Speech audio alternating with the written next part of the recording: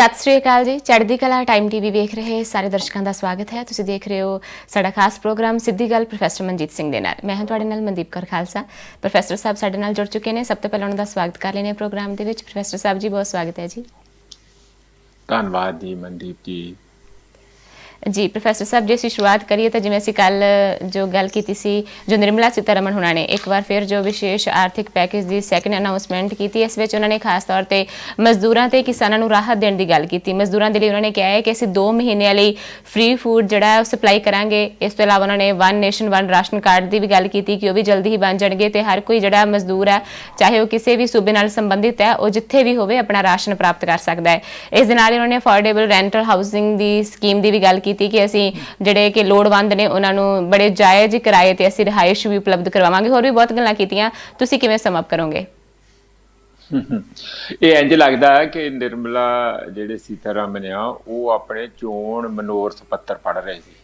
ਤੁਸੀਂ ਦੇਖੋ ਕਿ ਜਿਹੜੇ ਚੋਣ ਮਨੋਰਥ ਪੱਤਰ ਆ ਇੰਨੇ ਲੰਮੇ ਚੌੜੇ, ਇੰਨੇ ਵੱਡੇ ਵੱਡੇ ਵਾਅਦੇ ਕੀਤੇ ਹੁੰਦੇ ਆ ਤੇ ਜ਼ਿਆਦਾ ਉਹਨਾਂ 'ਚ ਗਪੌੜ ਸੰਖ ਹੁੰਦਾ।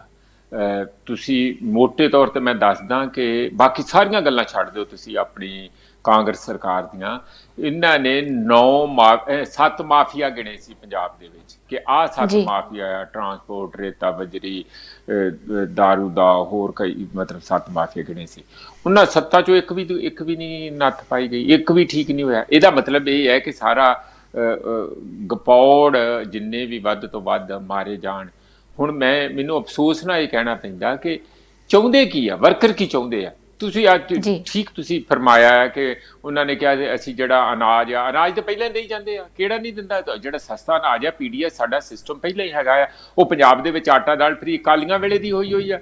ਉਹ ਕਿੰਨਾ ਘਰ ਘਰ ਅਸੀਂ ਅਨਾਜ ਬਚਾਉਂਦੇ ਆ। ਉਹ ਤੁਸੀਂ ਕੀ ਕਰਨਾ ਵੀ ਉਹਦੇ 'ਚ, ਤੁਸੀਂ ਦੱਸੋ। ਇਸ ਤਰ੍ਹਾਂ ਹੀ ਸਾਊਥ ਦੇ ਵਿੱਚ, ਤਾਮਿਲਨਾਡੂ 'ਚ, ਆਂਧਰਾ ਦੇ ਵਿੱਚ 2 ਰੁਪਏ ਕਿਲੋ ਜਿਹੜਾ ਹੈ ਉਸ ਕਿਸਮ ਦਾ ਪਹਿਲਾਂ ਹੀ ਕਾਫੀ ਕੁਛ ਇਹੋ ਮਨਦੀਪ ਚੱਲ ਰਿਹਾ ਆ। ਸਵਾਲ ਇਕੱਲਾ ਰੋਟੀ ਇੱਕ ਤੇ ਪਹੁੰਚਦਾ ਨਹੀਂ ਹੈਗਾ। ਸਭ ਤੋਂ ਵੱਡੀ ਗੱਲ ਇਹ ਪਹੁੰਚਦਾ ਨਹੀਂ। ਹੁਣ ਉਹਨਾਂ ਨੇ ਕਿਹਾ ਅਸੀਂ ਪਹੁੰਚਾਵਾਂਗੇ ਵੀ, ਜਿਨ੍ਹਾਂ ਕੋਲ ਰਾਸ਼ਨ ਕਾਰਡ ਨਹੀਂ ਆ ਉਹਨਾਂ ਦਾ ਵੀ one nation one ration card ਹੋ ਜਾਊਗਾ ਜੀ। 67 ਕਰੋੜ ਲੋਕਾਂ ਨੂੰ ਇਹਦਾ ਫਾਇਦਾ ਹੋ ਜੂ। ਕਦੋਂ ਹੋ ਜਾਊ? ਲੋਕ ਤੇ ਅੱਜ ਭੁੱਖੇ ਮਰ ਰਹੇ ਆ। ਲੋਕ ਤੇ ਇੱਕ ਦੂਜੇ ਨਾਲ ਕੁੱਟਣ ਮਾਰਨ ਤੇ ਆ ਗਏ ਆ, ਪੁਲਿਸ ਤੇ ਹਮਲੇ ਹੋ ਰਹੇ ਆ, ਸੜਕਾਂ ਰੁਕ ਰਹੀਆਂ ਆ। ਲੋਕ ਤੇ ਅੱਜ ਚਾਹੁੰਦੇ ਆ। ਦੇਖੋ ਜੇ ਕੋਈ ਵੀ ਸਿਆਣਾ ਪੋਲੀਟੀਸ਼ੀਅਨ ਹੋਵੇ ਉਹ ਇਹਨਾਂ ਹਾਲਾਤਾਂ 'ਚ ਕੀ ਕਰੂਗਾ। 2 ਕੰਮ ਚਾਹੀਦੇ ਸੀ ਰਾਹਤ ਲਈ, ਬਾਕੀ ਸਾਰੀ ਭੂਮਿਕਾ ਏਡੀਆਂ ਵੱਡੀਆਂ ਬਣਾਉਣ ਦੀ ਲੋੜ ਹੀ ਨਹੀਂ ਸੀ। ਪਹਿਲਾਂ ਵੀ ਤਾਂ ਲੋਕ ਰਹਿ ਹੀ ਰਹੇ ਆ ਨਾ। ਜਿਹੜੀ ਘਰਾਂ ਦੀ ਗੱਲ ਕਰਦੇ ਆ, ਘਰਾਂ ਦੀ ਮੈਂ ਤੁਹਾਨੂੰ ਸੱਚਾਈ ਦੱਸ ਦਿਆਂ ਜੇ ਤੁਹਾਨੂੰ ਹੈਰਾਨੀ ਹੋਊਗੀ ਕਿ ਇਹਨਾਂ ਨੇ ਉਹਨਾਂ ਨੂੰ ਕੋਈ ਪੈਸਾ ਨਹੀਂ ਦੇਣਾ। 70,000 ਕਰੋੜ ਰੁਪਈਆ ਜਿਹੜੀਆਂ ਕੰਪਨੀਆਂ ਆ, ਵੱਡੀਆਂ ਵੱਡੀਆਂ ਕੰਸਟਰਕਸ਼ਨ ਕੰਪਨੀਆਂ, ਉਹਨਾਂ ਨੂੰ ਪੈਸਾ ਦੇਣਾ ਤੇ ਨਾਲ ਉਹਨਾਂ ਤੋਂ ਵਾਅਦਾ ਲੈਣਾ ਕਿ ਇਹਨਾਂ ਨੂੰ ਸਸਤੇ ਦਿਓ। ਕਿਉਂ? ਉਹਨਾਂ ਨੇ ਦੇਸ਼ ਭਲਾਈ ਦਾ ਕੰਮ ਸ਼ੁਰੂ ਕੀਤਾ ਆ ਨਾ, ਇਸ ਕਰਕੇ ਉਹ ਸਸਤੇ ਇਹਨਾਂ ਨੂੰ ਰੈਂਟਲ ਤੇ ਦੇ ਦੇਣਗੇ। ਆ ਸਾਡੇ ਪਵਨ ਬੰਸਲ ਉਹਨਾਂ ਨੇ ਬਾਹਰ ਸਾਡੇ ਚੰਡੀਗੜ੍ਹ ਦੇ ਕਿੱਡੀ ਵੱਡੀ ਕਲੋਨੀ ਬਣਾ ਕੇ ਦਿੱਤੀ ਹੈ, ਹਜ਼ਾਰਾਂ ਮਕਾਨ ਬਣਾ ਕੇ ਦਿੱਤੇ ਗਰੀਬਾਂ ਨੂੰ। ਇਹ ਤੇ ਪਹਿਲਾਂ ਇੱਕ ਪ੍ਰੋਗਰਾਮ ਜਿਹੜੇ ਚੱਲ ਰਹੇ ਆ, ਤੁਸੀਂ ਉਹਨਾਂ ਦਾ ਕਿਹੜੀ ਗੱਲ ਕਹਿ ਰਹੇ ਆ? ਦੇਸ਼ ਲਈ ਕਰ ਰਹੇ ਆ। ਫਾਰਮਰਸ ਨੂੰ ਕਿਹਾ ਜੀ ਤੁਹਾਨੂੰ ਲੋਨ ਦੇਵਾਂਗੇ, ਉਹ ਪਹਿਲਾਂ ਹੀ ਕਰਜ਼ਿਆਂ ਥੱਲੇ ਦੱਬੇ ਪਏ ਆ। 90,000 80,000 ਕਰੋੜ ਰੁਪਈਆ ਤੇ ਪੰਜਾਬ ਦੇ ਇਕੱਲੇ ਫਾਰਮਰ ਦੱਬੇ ਪਏ ਆ। ਤੁਸੀਂ ਉਹਨਾਂ ਨੂੰ 2 ਲੱਖ ਤੇ 36,000 ਕਰੋੜ ਰੁਪਈਆ ਹੋਰ ਲੋਨ, ਸਸਤੇ ਲੋਨ ਦੇਣਾ ਚਾਹੁੰਦੇ ਆ ਤਾਂ ਕਿ ਉਹ ਬਿਲਕੁਲ ਹੀ ਜਿੰਨੇ ਕਿ ਮਾੜਾ ਮੋਟਾ ਸਾਹ ਬਚਿਆ ਉਹ ਵੀ ਬੰਦ ਹੋ ਜਾਏ ਉਹਨਾਂ ਦਾ। ਇਸ ਕਰਕੇ ਉਹਦੇ 'ਚ ਜੀ ਭਾਵੇਂ ਫਾਰਮਰ ਆ। ਫਿਰ ਇਸ ਤਰ੍ਹਾਂ ਆ ਰੇਹੜੀ ਫੜੀ ਵਾਲੇ, ਉਹਨਾਂ ਨੂੰ ਕਿਹਾ ਜੀ ਤੁਹਾਨੂੰ 10,000 ਰੁਪਈਆ ਪਰ ਰੇਹੜੀ ਲੋਨ ਦੇਵਾਂਗੇ ਅਸੀਂ। ਪਹਿਲਾਂ ਤੇ ਗਰੰਟੀ ਕੌਣ ਦਊਗਾ? ਕਿਉਂ ਉਹਨਾਂ ਨੂੰ ਕੋਈ ਲੋਨ ਦਊਗਾ? ਜੇ ਤੁਸੀਂ ਦੇ ਵੀ ਦਓਗੇ ਤਾਂ ਮਤਲਬ ਉਸ ਨਾਲ 10,000 ਦੇ ਨਾਲ ਕੀ ਉਹਨਾਂ ਦਾ ਬਿਜ਼ਨਸ ਚੱਲ ਜੂ? ਕੀ ਉਹ ਕਿਤੇ 10,000 ਕਰਤੇ ਖੜੇ? ਉਹਨਾਂ ਨੂੰ ਚਾਹੀਦਾ ਆ ਲੋਨ, ਨਹੀਂ ਚਾਹੀਦਾ ਕਿਸੇ ਨੂੰ ਵੀ ਮਨਦੀਪ। ਇਹਨਾਂ ਹਾਲਾਤਾਂ ਦੇ ਵਿੱਚ ਜਿੰਨੀ ਵੀ ਉਹਨਾਂ ਦੀ ਮਾੜੀ ਮੋਟੀ ਸੇਵਿੰਗ ਸੀਗੀ ਗਰੀਬਾਂ ਦੀ, ਮਜ਼ਦੂਰਾਂ ਦੀ, ਉਹ ਹੋ ਗਈ ਖਤਮ। ਉਹ ਸੜਕ ਤੇ ਆ ਗਏ। ਉਹਨਾਂ ਕੋਲ ਹੁਣ 10 ਦਿਨ ਅੱਗੇ ਡੰਗ 10 ਦਿਨ ਕਿਵੇਂ ਟਪਾਉਣੇ ਆ ਉਹਨਾਂ ਵੀ ਹੈ ਨਹੀਂ। ਤੁਸੀਂ ਰਾਹਤ ਦਾ ਮਤਲਬ ਸੀ ਕਿ ਜਿੱਥੇ ਜਿੱਥੇ ਬੈਠੇ ਆ ਤੁਰੰਤ ਵੱਡੇ ਪੱਧਰ ਤੇ ਅਨਾਜ ਤੇ ਪੈਸਾ ਦੋਵੇਂ ਚੀਜ਼ਾਂ ਦਿੱਤੀਆਂ ਜਾਂਦੀਆਂ ਤੇ ਨਾਲ ਉਹਨਾਂ ਨੂੰ ਭਰੋਸਾ ਦਿਵਾਇਆ ਜਾਂਦਾ ਤੁਸੀਂ ਚਿੰਤਾ ਨਾ ਕਰੋ, ਬਿਮਾਰੀ ਦਾ ਅਸੀਂ ਪੱਕਾ ਇਲਾਜ ਕਰ ਲਿਆ ਆ। ਜਿਸ ਨੂੰ ਵੀ ਹੋਊਗਾ ਅਸੀਂ ਤੁਹਾਨੂੰ ਵਿਸ਼ਵਾਸ ਦਿਵਾਉਂਦੇ ਹਾਂ ਕਿ ਤੁਹਾਨੂੰ ਕੋਈ ਵਾਲ ਨਹੀਂ ਵਿੰਗਾ ਹੋਊਗਾ ਤੇ ਤੁਸੀਂ ਫੈਕਟਰੀਆਂ 'ਚ ਹੌਲੀ ਹੌਲੀ ਜਾਣਾ ਸ਼ੁਰੂ ਕਰ ਦਿਓ। ਇਹ ਕੰਮ ਚਾਹੀਦਾ ਸੀ। ਸੜਕਾਂ ਤੇ ਭਰੀਆਂ ਪਈਆਂ ਸਾਰੀਆਂ ਇਹਨਾਂ ਦੀਆਂ ਮਜ਼ਦੂਰਾਂ ਦੇ ਨਾਲ। ਇੱਕ ਮਜ਼ਦੂਰ 5-5 ਹਜ਼ਾਰ ਰੁਪਈਆ ਜੇਬ ਤੋਂ ਕੱਢ ਕੇ ਬੱਸਾਂ ਦਾ ਤੇ ਘਰਾਂ ਨੂੰ ਜਾ ਰਿਹਾ। 2-2 ਲੱਖ ਰੁਪਈਏ ਦੀ ਬੱਸ ਮਿਲ ਰਹੀ, 1.5 ਲੱਖ ਰੁਪਈਏ ਦਾ ਟਰੱਕ ਜਿਹੜਾ ਕਿਰਾਏ ਤੇ ਕਰਕੇ ਜਾ ਰਿਹਾ। ਕਿਉਂ ਜਾ ਰਹੇ ਆ ਉਹ? ਜੇ ਉਹਨਾਂ ਨੂੰ ਕੋਈ ਪੁੱਛਦਾ ਜਾ ਕੇ ਤੁਹਾਡੇ ਵਰਗਾ ਜਰਨਲਿਸਟ ਵੀ ਤੁਹਾਨੂੰ ਤਾਂ ਸਰਕਾਰ ਗੱਡੀਆਂ ਤੇ ਭੇਜ ਰਹੀ, ਉਹ ਕਹਿੰਦੇ ਕਿਹੜਾ ਭੇਜ ਰਹੀ ਹੈ, ਸਾਡੀ ਤਾਂ ਵਾਰੀ ਆਈ ਨਹੀਂ, ਅਸੀਂ ਤੇ ਅੱਜ ਭੁੱਖੇ ਮਰ ਰਹੇ ਹਾਂ। ਆ ਜਿਹੜੇ ਜੇ ਸਾਨੂੰ 10 ਦਿਨਾਂ ਬਾਅਦ ਲੈ ਕੇ ਗਏ ਆ, ਸਾਡਾ 5000 ਵੀ ਖਤਮ ਹੋ ਜਾਣਾ, ਤੇ ਜੇ ਫਿਰ ਨਾ ਲੈ ਕੇ ਗਏ ਤੇ ਮਰੀ ਜਾਵਾਂਗੇ, ਕਹੇ ਜੋਗੇ ਨਹੀਂ ਰਹਾਂਗੇ। ਇਸ ਕਰਕੇ ਇਹ ਜਿਹੜੀ ਦੂਸਰੀ ਗੱਲ, ਗਡਕਰੀ ਨੇ ਵੀ ਹੋਰਨਾਂ ਨੇ ਵੀ ਗੱਲ ਦਾ ਉਹ ਨੋਟਿਸ ਲਿਆ, ਜਿਹੜੇ ਛੋਟੇ ਕਾਰੋਬਾਰੀਆਂ ਦਾ ਵੀ ਇਹਨਾਂ ਨੇ ਕਿਹਾ ਸੀ ਨਾ। ਕੱਲ ਦੀ ਤੁਹਾਨੂੰ ਵੱਡੇ ਪਹਿਲਾਂ ਪਰਸੋਂ ਨੂੰ ਜਿਹੜੀ ਕਾਨਫਰੰਸ ਕੀਤੀ, ਉਹ ਕੱਲ ਸੀਤਾਰਮਨ ਦੀ ਕਾਨਫਰੰਸ ਆਈ, ਉਹਦੇ 'ਚ ਇਹਨਾਂ ਨੇ ਕਿਹਾ ਸੀ MSME ਨੂੰ ਅਸੀਂ ਦਿਆਂਗੇ 3.5 ਲੱਖ, ਕੋਈ 3 ਲੱਖ ਕਰੋੜ ਲਿਖਿਆ, ਕਿਸੇ ਨੇ 3.6 ਲੱਖ ਕਰੋੜ ਰੁਪਈਆ ਲਿਖਿਆ ਕਿ ਅਸੀਂ ਉਹਨਾਂ ਨੂੰ ਵੀ ਲੋਨ ਦਿਆਂਗੇ। ਮਤਲਬ ਸਹਾਇਤਾ ਦਾ ਮਤਲਬ ਕਿ ਅਸੀਂ ਤੁਹਾਨੂੰ ਕਰਜ਼ਾ ਦੇਵਾਂਗੇ, ਇਹ ਸਹਾਇਤਾ ਆ, ਸਸਤਾ ਦੇ ਦਾਂਗੇ, ਗਰੰਟੀ ਹੋ ਜੂਗੀ। ਉਹਨੇ ਕਿਹਾ ਕਿ ਤੁਸੀਂ ਜਿਹੜੇ ਇਹਨਾਂ ਦੇ ਪੈਸੇ ਸਰਕਾਰ ਨੇ ਦੇਣੇ ਆ, ਉਹ ਬਣਦਾ ਆ 4.95 ਲੱਖ ਕਰੋੜ, ਮਤਲਬ 5 ਲੱਖ ਕਰੋੜ ਮੋਟੇ ਤੌਰ ਤੇ। ਤੁਸੀਂ ਉਹਨਾਂ ਦੇ ਪੈਸੇ ਹੀ ਉਹਨਾਂ ਨੂੰ ਵਾਪਸ ਕਰ ਦਿਓ, ਉਹਨਾਂ ਨੂੰ ਸਾਹ ਆ ਜਾਊਗਾ। ਤੁਸੀਂ ਜੋ ਹੋਰ ਕਰਜ਼ੇ ਦੇਣ ਦੀ ਤਿਆਰੀਆਂ ਕਰ ਰਹੇ ਆ ਉਹਨਾਂ ਦੀ ਮੰਜੀ ਠੋਕਣ ਲਈ, ਤੁਸੀਂ ਜਿਹੜਾ ਉਹਨਾਂ ਦਾ ਬਣਦਾ, ਜਿਹੜੇ ਉਹਨਾਂ ਦੇ ਸਰਕਾਰ ਵੱਲ ਪੈਸੇ ਦੇ ਦਿਓ। ਇਸ ਕਰਕੇ ਮਨਦੀਪ, ਸਰਕਾਰ ਸੰਜੀਦਾ ਨਹੀਂ ਹੈਗੀਆਂ, ਡੰਗ ਟਪਾਊ ਹੈਗੀਆਂ। ਇਹ ਇਹਨਾਂ ਦੇ ਪ੍ਰਾਇੋਰਟੀ, ਇਹਨਾਂ ਦੇ ਏਜੰਡੇ ਕੁਝ ਹੋ ਰਿਹਾ। ਜਨਤਾ ਭੁੱਖਮਰੀ ਨਾਲ ਲਾਚਾਰ ਆ, ਫਾਰਮਰ ਆ। ਹੁਣ ਫਾਰਮਰ ਨੂੰ ਤੁਸੀਂ ਉਹ ਕੀ ਕਰਜ਼ੇ ਲੈਣ ਲਈ ਬੈਠੇ ਹੋਇਆ, ਉਹ ਤੇ ਚਾਹੁੰਦੇ ਸਾਨੂੰ ਸਾਡੀ ਫਸਲਾਂ ਦਾ ਭਾਅ ਚੰਗਾ ਦੇ ਦਿਓ, ਔਰ ਸਾਨੂੰ ਤਾਂ ਜੇ ਕਿਤੇ ਜਿਹੜਾ 2000 ਰੁਪਏ ਕੁਇੰਟਲ, ਉਹਨੂੰ 2.5 ਕਰ ਦਿਓ ਐਤਕੀ। ਔਰ ਇਹ ਕੋਈ ਵੱਡੀ ਗੱਲ ਨਹੀਂ ਹੈ, ਇਹਨਾਂ ਦੀਆਂ ਆਪਣੀਆਂ ਹੀ ਸਵਾਮੀਨਾਥਨ ਕਮੇਟੀ ਦੀਆਂ ਹੀ ਰეკਮੈਂਡੇਸ਼ਨ ਆ। ਇਹ ਖੁਦ ਵੀ ਕਈ ਵਾਰੀ ਬੋਲ ਚੁੱਕੇ ਆ ਕਿ ਅਸੀਂ ਜ਼ਰੂਰ ਜੀ ਕਾਸਟ ਤੋਂ ਦੁੱਗਣਾ ਭਾਅ ਕਰਕੇ ਦੇਵਾਂਗੇ। ਤੇ ਕਦੋਂ ਦੇਣਾ ਆ? ਅੱਜ ਲੋੜ ਹੈ, ਅੱਜ ਦਿਓ ਨਾ। ਤੁਸੀਂ ਅੱਜ ਅਨਾਉਂਸ ਕਰੋਗੇ ਅਗਲੀ ਜਿਹੜੀ ਫਸਲ ਆ ਤੁਹਾਡੀ, ਝੋਨੇ ਦੀ ਫਸਲ ਆ, ਅਸੀਂ ਦੁੱਗਣੇ ਰੇਟ ਤੇ ਚੁੱਕਾਂਗੇ, ਕੋਈ ਪਰਵਾਹ ਨਹੀਂ। ਲੈ ਸਾਰੇ ਚਾਰੇ ਪਾਸੇ ਖੁਸ਼ੀ ਦੀ ਲਹਿਰ ਦੌੜ ਜੂਗੀ। ਇੱਕ ਵੀ ਰਾਹਤ ਅਸਲ ਮਾਨਿਆਂ 'ਚ ਹੈ ਨਹੀਂ ਗੀ। ਭੁੱਖ ਨੰਗ ਖਿਲਰੀ ਹੋਈ ਆ, ਪੱਲੇ ਨਹੀਂ ਤੇਲਾ ਕਰਦੀ ਫਿਰਦੀ ਮੇਲਾ ਮੇਲਾ, ਤੇ ਇਹਨਾਂ ਦੇ ਜੇਬ ਤੇ ਕੋਈ ਪੈਸਾ ਹੈ ਨਹੀਂ। ਜਿਹੜਾ ਸੀਗਾ ਮਾੜਾ ਮੋਟਾ RBI ਦਾ ਨਿਚੋੜ ਕੇ ਖਾ ਗਏ ਆ, ਹੁਣ ਨੋਟ ਛਾਪ ਕੇ ਗੁਜ਼ਾਰਾ ਕਰਨਗੇ, ਜਿਹਦੇ ਨਾਲ ਮਹਿੰਗਾਈ ਵਧੂਗੀ, ਗਰੀਬ ਹੋਰ ਮਰੂਗਾ। ਲੈ ਮੈਂ ਤੁਹਾਨੂੰ ਜਿੰਨੀ ਕਿ ਇਕਨੋਮਿਕਸ ਮੈਨੂੰ ਆਉਂਦੀ ਆ, ਆਉਣ ਵਾਲੇ ਸਮੇਂ 'ਚ ਆਹ ਕੁਝ ਹੋਣ ਵਾਲਾ ਆ। ਟਾਈਮ ਕਰ ਰਹੇ ਆ, ਸਿੰਪਲੀ ਵਾਅਦੇ ਕਰ ਰਹੇ ਆ। ਧਰਾਤਲ ਤੇ ਕੋਈ ਵੀ ਈਵਨ ਜਿਹੜਾ ਇਹਨਾਂ ਦਾ ਅਨਾਜ ਸੀਗਾ ਜਾਂ ਜਿਹੜੀ ਹੋਰ ਡਿਸਟ੍ਰੀਬਿਊਸ਼ਨ ਵੀ ਸੀ, ਦਾਲਾਂ ਸੀ, ਜਿਹੜੇ ਹੁਣ ਨਵੇਂ ਵਾਅਦੇ ਕੀਤੇ, ਉਹ ਪਹਿਲਾਂ ਵੀ ਨਹੀਂ ਪਹੁੰਚਿਆ। ਇਹ ਮੈਂ ਅਫਸੋਸ ਨਾਲ ਮੈਨੂੰ ਇਹ ਕਹਿਣਾ ਪੈਂਦਾ ਮਨਦੀਪ। ਬਿਲਕੁਲ ਪ੍ਰੋਫੈਸਰ ਸਾਹਿਬ, ਸੱਚਮੁੱਚ ਇਹ ਸਮਾਂ ਜਿਹੜਾ ਹੈ ਵਾਅਦੇ ਕਰਨ ਦਾ ਨਹੀਂ, ਘੱਟੋ ਘੱਟ ਆ ਮੌਕਾ ਤਾਂ ਰਾਹਤ ਉਪਲਬਧ ਕਰਵਾਉਣ ਦਾ, ਜਲਦ ਤੋਂ ਜਲਦ ਉਹਨਾਂ ਤੱਕ ਪਹੁੰਚਾਉਣ ਦਾ ਜਿਨ੍ਹਾਂ ਨੂੰ ਲੋੜ ਹੈ, ਜਿਹੜੇ ਲੋੜਵੰਦ ਨੇ। ਖਾਸ ਕਰਕੇ ਜੇ ਅਸੀਂ ਮਜ਼ਦੂਰਾਂ ਦੀ ਹੁਣ ਗੱਲ ਕੀਤੀ ਹੈ ਤਾਂ ਉਹਨਾਂ ਨੂੰ ਰਾਹਤ ਦੇਣ ਦੇ ਨਾਲ ਨਾਲ ਜੋ ਉਹਨਾਂ ਦੇ ਕਾਨੂੰਨ ਜਿਹੜੇ ਨੇ, ਲੇਬਰ ਲਾ ਸਸਪੈਂਡ ਕੀਤੇ ਗਏ ਨੇ, ਉਹਦੇ ਸੰਬੰਧ ਵਿੱਚ ਵੀ ਸੁਪਰੀਮ ਕੋਰਟ ਵਿੱਚ ਚੁਣੌਤੀ ਦਿੱਤੀ ਗਈ ਹੈ। ਇਸੇ ਤਰ੍ਹਾਂ ਹੀ UN ਦੇ ILO ਨੇ ਵੀ ਇਸ ਦੀ ਜਿਹੜੀ ਹੈ ਤਾੜਨਾ ਕੀਤੀ ਇਸ ਸੰਬੰਧ ਵਿੱਚ ਕਿ ਕਿਸੇ ਵੀ ਹਰ ਇੱਕ ਬੰਦੇ ਦਾ ਹੱਕ ਹੈ, ਉਹਦੇ ਹੱਕ ਜਿਹੜੇ ਕੁਚਲਣੇ ਇਹ ਜਾਇਜ਼ ਗੱਲ ਨਹੀਂ ਹੁੰਦੀ।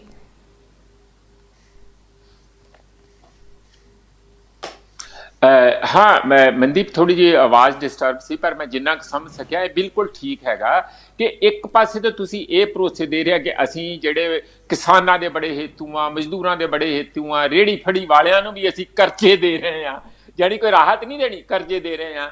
ਤਾਂ ਸ਼ਾਹੂਕਾਰ ਜੀ ਹੋਈ ਸਰਕਾਰ, ਸ਼ਾਹੂਕਾਰ ਆ ਨਾ, ਇਸ ਕਰਕੇ ਉਹਨਾਂ ਨੂੰ ਇਹ ਤੇ ਭਰੋਸੇ ਦੇ ਰਹੇ ਆ। ਪਰ ਦੂਜੇ ਪਾਸੇ ਜਿਹੜੇ ਉਹਨਾਂ ਦੇ ਹੱਕ ਹਕੂਕ, ਜਿਹੜੇ ਉਹਨਾਂ ਨੇ ਸੈਂਕੜੇ ਸਾਲਾਂ ਦੀ ਜਦੋਜਹਿਦ ਤੋਂ ਬਾਅਦ, ਹੜਤਾਲਾਂ ਤੋਂ ਬਾਅਦ, ਭੁੱਖ ਹੜਤਾਲਾਂ ਤੋਂ ਬਾਅਦ, ਜੇਲ੍ਹ ਯਾਤਰਾ ਕਰਨ ਤੋਂ ਬਾਅਦ ਜਿਹੜੇ ਕਾਨੂੰਨ ਬਣਵਾਏ ਆ, ਉਹਨਾਂ ਨੂੰ ਤੁਸੀਂ ਬਿਲਕੁਲ ਹੀ ਸਸਪੈਂਡ ਕਰ ਰਹੇ ਆ। ਇਹ ਕੀ ਕੰਮ ਹੋਇਆ ਭਾਈ? ਤੁਸੀਂ ਮਜ਼ਦੂਰਾਂ ਨੂੰ ਮਾਰਨਾ ਚਾਹੁੰਦੇ ਆ ਜਾਂ ਮਜ਼ਦੂਰਾਂ ਨੂੰ ਬਚਾਉਣਾ ਚਾਹੁੰਦੇ ਆ ਜਾਂ ਮਜ਼ਦੂਰਾਂ ਦੀ ਮਦਦ ਕਰਨਾ ਚਾਹੁੰਦੇ ਆ? ਤੇ ਦੋਵੇਂ ਗੱਲਾਂ ਨਹੀਂ ਹੋ ਸਕਦੀਆਂ। ਇਹ ਜਿਹੜੀ ਕਿਸੇ ਨੇ PIL ਸਾਡੇ ਕਿਸੇ ਮਿੱਤਰ ਨੇ ਪਾਈ ਹੋਈ ਆ, ਉਹਦੇ 'ਚ ਸੁਪਰੀਮ ਕੋਰਟ 'ਚ ਉਹਦੀ ਸੁਣਵਾਈ ਜ਼ਰੂਰ ਹੋਊਗੀ। ਔਰ ਨਾਲ ਹੀ ਇਹਦੇ ਵਿੱਚ ILO ਜਿਹੜੀ ਸਾਡੀ ਹੈਗੀ ਆ, ਇੰਟਰਨੈਸ਼ਨਲ ਲੇਬਰ ਆਰਗੇਨਾਈਜੇਸ਼ਨ, ਉਹ ਯੂਨਾਈਟਿਡ ਨੇਸ਼ਨ ਦਾ ਲੇਬਰ ਵਿੰਗ ਹੈਗਾ, ਉਹਨਾਂ ਨੇ ਵੀ ਇਸ ਗੱਲ ਨੂੰ ਤਾੜਨਾ ਪਾਈ ਆ ਕਿ ਦੇਖੋ ਤੁਸੀਂ ਕਰ ਕੀ ਰਹੇ ਆ ਇਹ, ਕਿਉਂਕਿ ਤੁਸੀਂ ਵਾਅਦੇ ਕੀਤੇ ਹੋਏ ਆ ਇੰਟਰਨੈਸ਼ਨਲ ਯੂਨਾਈਟਿਡ ਨੇਸ਼ਨ ਦੇ ਨਾਲ, ILO ਦੇ ਨਾਲ। ਦਿੱਲੀ ਦੇ ਵਿੱਚ ਵੀ ILO ਦਾ ਦਫ਼ਤਰ ਹੈਗਾ, ਮੈਂ ਕਈ ਵਾਰੀ ਵਿਜ਼ਿਟ ਕਰਦਾ ਰਿਹਾ ਆਪਣੀ ਰਿਸਰਚ ਦੇ ਸੰਬੰਧ ਵਿੱਚ। ਤੇ ਉਹਨਾਂ ਸਾਰਿਆਂ ਨਾਲ ਸਾਡੇ ਵਾਅਦੇ ਹੈਗੇ ਆ ਕਿ ਅਸੀਂ ਆ ਬੇਸਿਕ ਹੱਕ ਹਕੂਕ ਲੇਬਰਰਸ ਨੂੰ ਦਿਆਂਗੇ। ਇਹ ਮਿਨੀਮਮ ਸਾਡੇ ਕਨਸਟੀਟਿਊਸ਼ਨ 'ਚ ਵੀ ਲਿਖਾ, ਸਾਡੇ ਕਾਨੂੰਨਾਂ 'ਚ ਵੀ ਲਿਖਾ। ਤੁਸੀਂ ਉਹ ਸਾਰੇ ਕਾਨੂੰਨ ਭੰਗ ਕਰਨਾ ਚਾਹੁੰਦੇ ਆ। ਕਰਨਾ ਕੀ ਚਾਹੁੰਦੇ ਆ ਕਿ 8 ਘੰਟੇ ਦੀ ਜਗ੍ਹਾ 12 ਘੰਟੇ ਉਹਨਾਂ ਦਾ ਖੂਨ ਨਿਚੋੜਨਾ ਚਾਹੁੰਦੇ ਆ। ਤੁਹਾਨੂੰ ਯਾਦ ਹੈ ਜਿੱਦਣ ਅਸੀਂ ਮਈ ਡੇ ਤੇ ਕੀਤੀ ਸੀ ਗੱਲ, ਬੜੀ ਡਿਟੇਲ ਮਜ਼ਦੂਰਾਂ ਬਾਰੇ ਕੀਤੀ ਸੀ। ਉਹ ਸ਼ਿਕਾਗੋ ਦੇ ਵਿੱਚ ਜਿਹੜਾ 1886 ਦੇ ਵਿੱਚ, ਅੱਜ ਕਿੰਨਾ ਟਾਈਮ ਹੋ ਗਿਆ ਉਸ ਨੂੰ, ਉਹਨਾਂ ਦਿਨਾਂ 'ਚ ਇਸੇ ਗੱਲ ਤੇ ਗੋਲੀ ਚੱਲੀ ਸੀ ਕਿ 8 ਘੰਟੇ ਦੀ ਮਜ਼ਦੂਰ ਡਿਊਟੀ ਚਾਹੁੰਦੇ ਸੀ, ਉਹਨਾਂ ਦੇ 10-12 ਘੰਟੇ ਉਦੋਂ ਡਿਊਟੀ ਲੈਂਦੇ ਸੀ।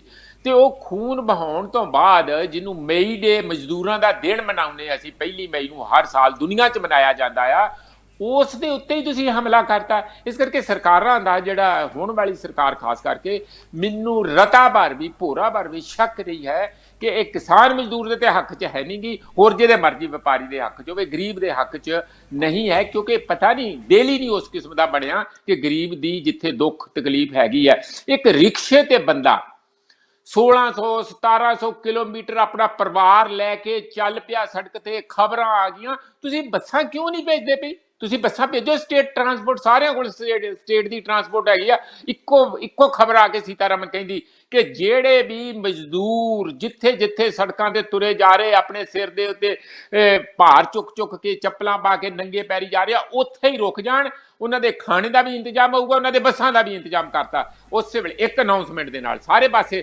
ਰਾਹਤ ਇਹਨੂੰ ਮੈਂ ਕਹਿੰਦੇ ਆ, ਰਾਹਤ ਇਹ ਨਹੀਂ ਕਹਿੰਦੇ ਕਿ ਤੁਹਾਨੂੰ ਅਸੀਂ ਅੱਜ ਤੋਂ ਸਾਲ ਬਾਅਦ ਘਰ ਦਿਆਂਗੇ ਕਿਰਾਏ ਤੇ, ਸਸਤੇ ਤੇ ਦਿਆਂਗੇ। ਸਸਤਾ ਕੀ ਹੁੰਦਾ ਹੈ? ਗਰੀਬ ਦੇ ਪੱਲੇ ਤੇ ਜੇਬ ਵੀ ਨਹੀਂ ਹੈ, ਜੇਬ ਦੇ ਵਿੱਚ ਪੈਸਾ ਹੀ ਨਹੀਂ ਆ, ਉਹ ਕਿਰਾਇਆ ਕਿੱਥੋਂ ਦੇਣਾ? ਇਸ ਕਰਕੇ ਕਾਫੀ ਜਿਹੜੀਆਂ ਗੰਦਲ ਚੌਧੀਆਂ ਚੱਲ ਰਹੀ ਹੈ। ਜੇ ਇਹੀ ਐਟੀਟਿਊਡ ਰਿਹਾ ਨਾ, ਸਾਡੇ ਇੱਥੇ ਬੜੀ ਵੱਡੇ ਪੱਧਰ ਤੇ ਸਿਵਲ ਡਿਸਟਰਬੈਂਸ ਜਿਹਨੂੰ ਕਹਿੰਦੇ ਆ, ਰਾਇਟਸ, ਉਹ ਜਿਹੇ ਦੰਗੇ, ਉਹ ਜਿਹਾ ਅਸਾਰ ਬਣਦੇ ਜਾ ਰਹੇ ਆ। ਮੇਰਾ ਖਿਆਲ ਹੈ ਕਿ ਜਿਹੜੀ ਸਾਡੀ ਸਰਕਾਰ ਹੈ ਉਹ ਅਕਲ ਦਾ ਰਾਹ ਫੜੂਗੀ ਮੰਦੀ। ਅਸੀਂ ਵੀ ਮਜ਼ਦੂਰਾਂ ਦੀ ਹੀ ਗੱਲ ਕਰ ਰਹੇ ਹਾਂ। ਸੱਚਮੁੱਚ ਇਹ ਬਿਲਕੁਲ ਸੱਚਾਈ ਹੈ ਕਿ ਜੇ ਇਸ ਕਰਫਿਊ, ਇਸ ਲਾਕਡਾਊਨ ਦੇ ਵਿੱਚ ਸਭ ਤੋਂ ਜ਼ਿਆਦਾ ਕੋਈ ਪੀਸਿਆ ਗਿਆ ਤਾਂ ਮਜ਼ਦੂਰ, ਦਿਹਾੜੀਦਾਰ ਬੰਦਾ ਪੀਸਿਆ ਗਿਆ, ਜਿਸ ਨੂੰ ਕਿ ਭੁੱਖੇ ਰਹਿਣਾ ਪਿਆ, ਕਿੰਨੇ ਕਿਲੋਮੀਟਰ ਉਹ ਪੈਦਲ ਸਫ਼ਰ ਕਰ ਰਿਹਾ, ਕਿੰਨੀਆਂ ਮੁਸ਼ਕਲਾਂ ਦਾ ਸਾਹਮਣਾ ਕਰਕੇ ਆਪਣੇ ਘਰ ਨੂੰ ਜਾਣ ਦਾ ਜਿਹੜਾ ਹੈ ਉਹ ਕਾਲਾ ਹੋ ਰਿਹਾ ਹੈ। ਭੁੱਖ ਦੇ ਨਾਲ ਉਸ ਨੂੰ ਹੋਰ ਵੀ ਤੰਗ ਕੀਤਾ ਜਾ ਰਿਹਾ, ਉਸ ਨੂੰ ਆਪਣੇ ਸੂਬਿਆਂ ਵਿੱਚ ਨਹੀਂ ਵੜਨ ਦਿੱਤਾ ਜਾ ਰਿਹਾ। ਸੱਚਮੁੱਚ ਹੀ ਮਜ਼ਦੂਰ ਵਰਗ ਹੀ ਸਭ ਤੋਂ ਜ਼ਿਆਦਾ ਪ੍ਰਭਾਵਿਤ ਹੋਇਆ ਹੈ, ਗਰੀਬ ਲੋਕ ਹੀ ਪ੍ਰਭਾਵਿਤ ਹੋਏ ਨੇ। ਤਾਂ ਹੁਣ ਜੇ ਅਸੀਂ ਗੱਲ ਕਰੀਏ ਇਹਨਾਂ ਵਿੱਚ ਜਿਹੜੇ ਵਾਪਸ ਜਾ ਰਹੇ ਨੇ ਪ੍ਰਵਾਸੀ ਮਜ਼ਦੂਰ ਆਪਣੇ ਸੂਬਿਆਂ ਨੂੰ, ਉਹਨਾਂ ਵਿੱਚੋਂ ਜੇ ਉਹਨਾਂ ਦਾ ਕਰੋਨਾ ਟੈਸਟ ਕੀਤਾ ਗਿਆ ਤਾਂ 7.5% ਲੋਕ ਜਿਹੜੇ ਇਨਫੈਕਟਡ ਪਾਏ ਗਏ ਨੇ।